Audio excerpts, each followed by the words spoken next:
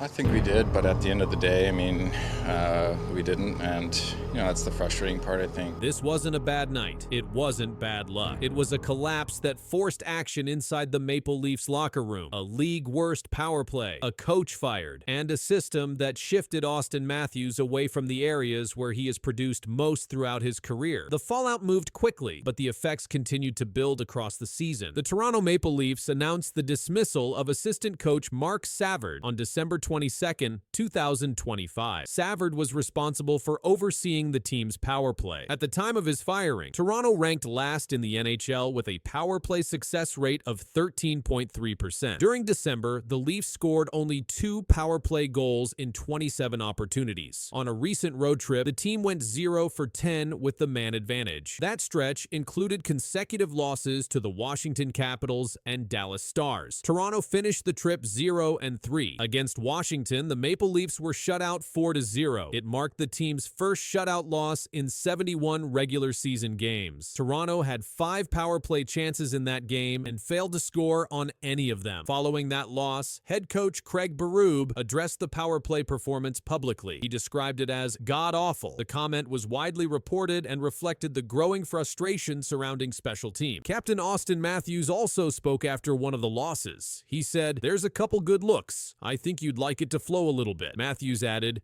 "That's obviously a big part of the game, and the part of the game that, in games like this, that are tight, you want to capitalize on." Despite Matthews' scoring history, the Leafs did not convert power play chances consistently throughout the month. As the struggles continued, scrutiny increased around how Toronto's top scorer was being deployed with the man advantage. Earlier in the season, analysts criticized the Leafs for using Matthews at the point position on the power play instead of placing him in his usual shooting area. One analyst described the setup as a disgrace to hockey. The criticism centered on Matthews being positioned farther from the net during 5-on-4 situations. The decline represented a sharp contrast to recent seasons. In the previous year, under the same coaching group, Toronto's power play operated at 24.8%, ranking 9th in the NHL. Over the course of the current season, that unit dropped from a top 10 ranking to the bottom of the league. 5-on-5 metrics also declined. Possession numbers and scoring chance rates trended downward, adding to concerns about overall offensive execution. These figures reinforced questions about how top forwards were being used in key roles. Matthews' individual production on the power play reflected the broader issue. At that point in the season, he had recorded 3 power play goals and 4 power play points. Those numbers tied him for 63rd in the league in power play goals and 182nd in power play points. The firing of Savard did not extend to other members of the organization. Reports indicated that neither Berube nor Treliving faced dismissal. Sources stated both remained secure in their positions. Following the coaching change, Derek Lalonde and Mike Van Ryn were assigned to handle power play responsibilities internally. The team did not hire an outside replacement. Questions about direction continued during post-game media availability. In that game, Toronto went 0 for 4 on the power play. The loss ended the road trip without a single power play goal. Reports later highlighted differences between player and coach explanations regarding the team's struggles. After a loss to the Nashville Predators, Matthews stated he did not believe mental mistakes were the main issue. He said the team was making costly errors despite an improved process. Analysts also noted inconsistent power play structure throughout the season. Personnel groupings changed frequently. Players such as Morgan Rielly rotated through point positions, while rookies and depth players received opportunities on some nights. Despite those adjustments, production did not improve. The sequence of power play failures, coaching changes, and role shifts placed sustained focus on how Matthews was being used. As the Leafs entered the holiday break, special teams remained a central concern, and Matthews' reduced output on the power play stood as a defining data point in the team's ongoing developments. How hot is the seat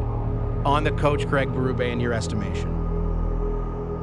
I mean, it's quite hot. I don't know if you've seen the news, it's just breaking now, but his assistant coach, Mark Savard, has been fired by the team. Obviously, under Savard's watch is the power play, and that's been, I'd say, one of the main issues that's led to where the Leafs record is right now. And obviously, management is in a position where they don't want to fire Craig Berube. Toronto Maple Leafs made a move that no one inside the locker room could ignore. One coach was removed. Responsibility shifted fast. Numbers exposed a collapse that could not be defended. A power play fell to the bottom of the league, and patience ended quietly but firmly. This decision sent a message, and its real impact had only just begun to unfold. The Toronto Maple Leafs confirmed they have fired assistant coach Marc Savard during the middle of the regular season. The announcement followed a stretch of poor results and a sharp decline in special teams performance. Savard had been responsible for the team's power play, which ranked last in the National Hockey League at the time of the decision. Savard joined the Maple Leafs coaching staff in June 2024. He was hired as part of head coach Craig Berube's staff after Berube took over the team earlier that offseason. The hiring reunited Savard with Berube, as the two had previously worked together with the St. Louis Blues during the 2019-20 season. At the time, Savard was dismissed. The team was positioned near the bottom of the Eastern Conference standings and sat last in the Atlantic Division. Over their previous 6 games, Toronto posted a 1-4-1 record, adding to mounting pressure around the club's performance. The power play played a central role in the coaching change. Toronto's unit was converting at a rate of 13.3%, the lowest mark in the league. During the month of December, the team scored just 2 power play goals across 27 opportunities. In one recent stretch, the Leafs went scoreless on 10 consecutive power play chances during a road trip. This season's numbers represented a sharp drop from the previous year. During the 2024 to 2025 season, the Maple Leafs power play finished at 24.8%, ranking 9th in the NHL. That unit featured many of the same core players now struggling to produce with the man advantage. The decision came shortly after a 5-1 loss to the Dallas Stars. In that game, Toronto again failed to generate offense on special teams. Days earlier, the Washington Capitals shut out the Maple Leafs 4-0, ending Toronto's streak of 71 consecutive games without being shut out. In that matchup, the Leafs went 0-for-5 on the power play. Following Savard's dismissal, the Maple Leafs did not announce an external replacement. Instead, the organization stated that assistant coaches Derek Lalonde and Mike Van Ryn would absorb the power play responsibilities moving forward. The team indicated no immediate plans to expand the coaching staff. Savard's departure marked the first coaching change of the season for Toronto. The move came just before the club's final game ahead of the holiday break, with the team scheduled to face the Pittsburgh Penguins next. Tension now shifted toward how the internal changes would impact results on the ice and whether further decisions would follow.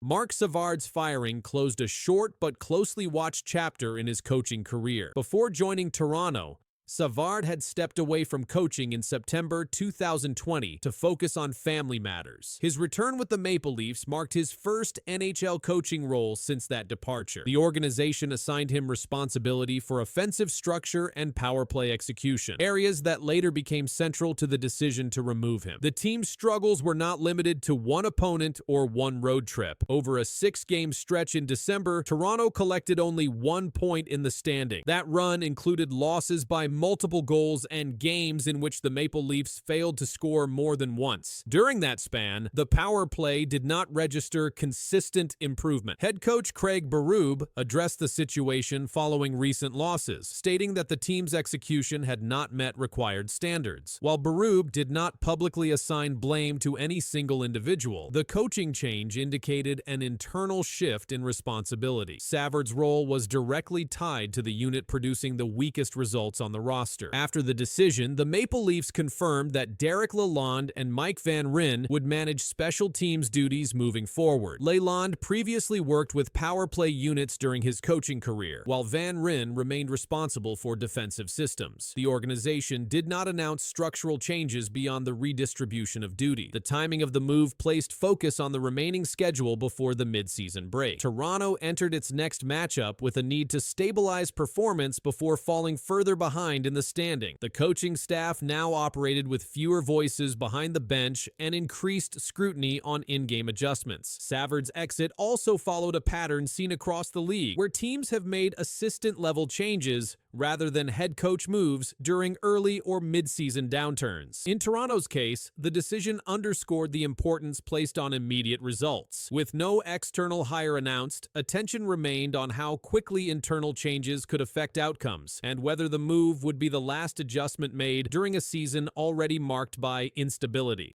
With Marty Bureau. Marty, here's an observation I've made. Nothing seems to come easy for this Maple Leafs team. Another hit, another name added to the list, and suddenly the Toronto Maple Leafs are facing a situation they did not plan for. A key defenseman goes down mid-game. The starting goalie is ruled out again. Roster moves follow fast. The lineup shifts under pressure, and what comes next could change how the Leafs survive this stretch. The warning signs appeared during the game against the San Jose Sharks. Oliver Ekman-Larsson left the ice in the third period after his left ankle bent awkwardly during a play behind the net. He did not return. Teammates helped him off the ice. The Maple Leafs confirmed after the game that Ekman-Larsson would be evaluated further, with no immediate timeline announced. Before leaving the game, Ekman-Larsson had logged under 14 minutes of ice time. At that point in the season, he had already recorded 4 goals and 16 assists in 29 games. That total placed him among the top-scoring defenseman on the Toronto roster. His exit immediately reduced the team's available defensive options during the final stretch of the game. Head coach Craig Berube addressed the injury following the matchup. He said the team would need more information before making any decisions. No confirmation was given on whether Ekman-Larsson would travel with the team or miss upcoming games. The uncertainty added pressure to a defense group that was already stretched thin. The timing made the situation more serious. Chris Tanev had already been out since early November due to a head and neck injury. Brandon Carlo had undergone lower body surgery and was ruled out for several weeks. Dakota Mermis was also sidelined with a knee injury. With Ekman-Larsson leaving mid-game, Toronto was suddenly without multiple regular defensemen at the same time. While the defense absorbed another blow, the goaltending situation brought more bad news. Joseph Woll was placed on injured reserve with a lower body injury. The move was made retroactive to December 4th. Woll had exited a previous game against Carolina after 2 periods and did not return. The team confirmed he would not be available for the immediate schedule ahead. In response, Toronto recalled goaltender Artur Akhtiamov from the AHL's Toronto Marlies. The move came as Anthony Stolarz was also unavailable due to injury. That left Dennis Hildeby carrying the workload in net. Hildeby stepped in during Woll's absence and recorded 33 saves in a shootout loss to Montreal. He later earned his first NHL shutout with 29 saves against Tampa Bay. These developments forced the Maple Leafs into constant adjustments. Defensive pairings changed, goaltender roles shifted, and with no clear return dates for multiple players, the team entered its next stretch without stability. What happens next depends on evaluations, roster decisions, and how long this injury list continues to grow. The pressure did not stop at the blue line or in the crease. The injury situation began to affect how the Maple Leafs managed games, shifts, and matchups. With multiple regular defensemen unavailable, Toronto relied on depth players to fill roles normally handled by veterans. Those players were asked to take on extended minutes against top opposing lines, changing the structure of each period. Reuters confirmed that Hildeby stopped 29 shots to record his first NHL shutout in a 2-0 win over the Lightning. That performance followed a shootout loss to Montreal, where he made 33 saves. Those games took place while Woll remained unavailable, and Akhtiamov served as insurance on the roster. The injury list created uncertainty heading into upcoming matchups. Sportsnet reported that Woll was not expected to play in the next game against Edmonton. That decision removed the possibility of a quick return and confirmed that Toronto would continue with an altered goaltending plan. At the same time, Ekman-Larsson's status remained unclear. Sportsnet reported that early evaluations suggested the injury might not be as serious as first feared, but no confirmation was provided. The team waited for further testing before determining whether he could return to practice or game action. Craig Berube acknowledged that the team had to manage day-to-day decisions based on health updates. Roster moves, recalls, and lineup changes became necessary as the season continued. Each update carried weight because of how many players were already sidelined. As the Maple Leafs moved forward, the situation stayed fluid.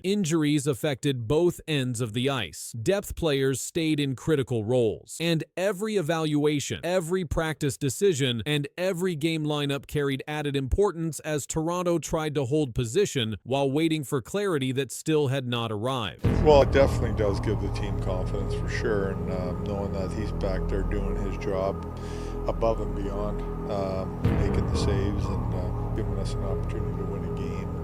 Kind of like just rubs, it just goes down the team and gives you more confidence to do things up the ice. Something changed inside the Toronto Maple Leafs locker room, and it hit faster than anyone expected. A team that looked stalled only weeks ago suddenly tore through 3 playoff teams on the road, stacking goals, silencing crowds, and shifting its entire identity. Craig Berube didn't just steady the room, he flipped it, and what happened next pushed the story even deeper. The Toronto Maple Leafs entered December in a far different position than where they stand now. Their November record of 6-6-2 showed a stretch filled with early losses and a brief losing streak that slowed their momentum.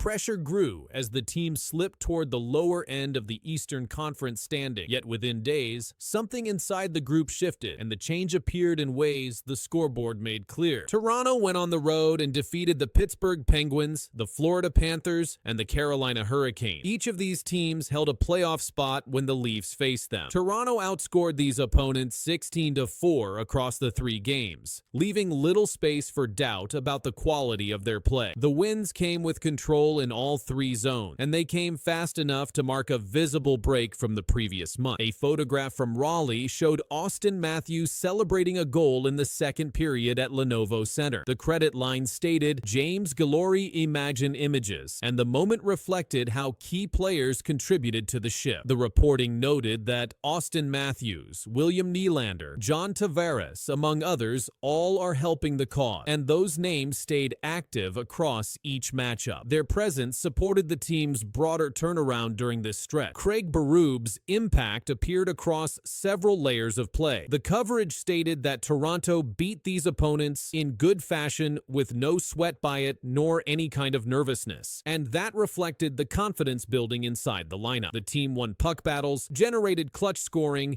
and created stronger power play and penalty kill sequences. These developments supported the factual description that the last few games for Toronto have gone about as well as they and head coach Berube could have hoped for. The 3-game performance aligned with another line from the report. The last 3 games for the Maple Leafs have shown the full team effort that they had been hoping to show since the season's beginning. That sentence captured the measurable improvement across the group. Toronto opened December 2-0, and early season concerns shifted as the wins continued to grow, leaving more focus on what these results might lead to next. Craig Berube's structure carried into the story as well. The coverage noted that he is turning things around for this team, tying the coaching approach to the improved results. The team displayed steadier spacing and more synchronized defensive support. These facts came from descriptions inside the articles and aligned with the documented results rather than interpretation. Each game in the streak showed clearer alignment between roster roles and on-ice decisions, reflecting the system Berube set in place. The reporting also emphasized the timing of the shift. It stated, "It took a bit for this to all be figured out for them, but it seems like it all came together now." This detail marked how long the process lasted before the streak formed. It also connected the early season challenges to the more structured play shown in December. Toronto's ability to generate consistent scoring, limit goals against, and perform effectively against playoff teams built factual support for the idea that their season had entered a new phase. The Maple Leafs' location in the standings added tension to the moment. The article pointed out they were towards the bottom of the Eastern Conference standings, making each point gained during the streak significant. The reporting added, "If they can keep putting together complete performances like the last 3 games, watch out for them." That line reflected a factual statement from the article, and it captured the attention surrounding what the team might produce next as their schedule continued. And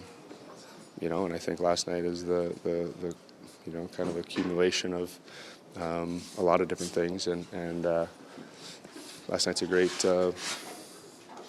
warning to the group what happens when you're not ready to roll. Something just shook the Edmonton Oilers locker room. After a crushing 9-1 loss, Connor McDavid stood up and called out his own team. He didn't dodge, he didn't sugarcoat. He said the Oilers were flat, no energy, no emotion. Coming from the captain, that means something. What he said next set the tone for the rest of the season. The Edmonton Oilers are under pressure. They've played 16 games this season, and their record stands at 6 wins, 6 losses, and 4 overtime losses. That's not what fans or the team expected.